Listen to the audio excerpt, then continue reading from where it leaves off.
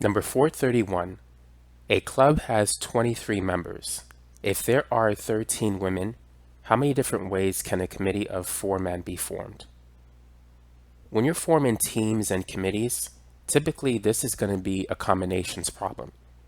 Because when you have a team of people or a committee of people, the order in which you select those people doesn't matter. It's like selecting a team of John, Kim, and Sally versus Sally, Kim, and John. So these kinds of questions are combination questions. The order doesn't matter. Now, we know that there are 23 members in this club and 13 are women. How many are men? Well, it's going to be the difference between 23 and 13, so 10 are men. 23 minus 13 is 10. Now we want to know how many different ways can a committee of 4 men be formed. So we're not just selecting 4 men from 23 individuals.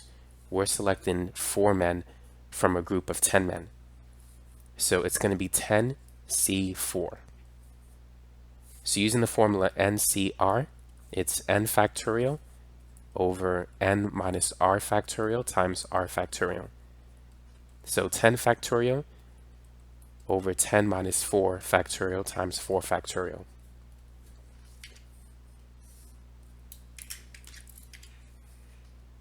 So this is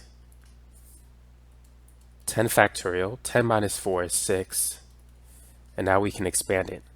So this is going to be 10 times 9 times 8 times 7 times 6 factorial.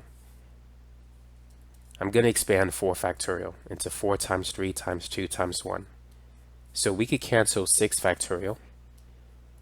4 times 2 equals 8, so we could cancel that. We're left with 10 times 7. 9, I'm going to break 9 into 3 times 3. So I could cancel with the 3 on the bottom.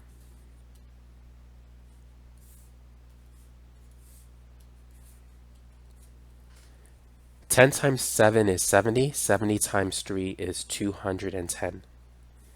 So that's the answer for this problem.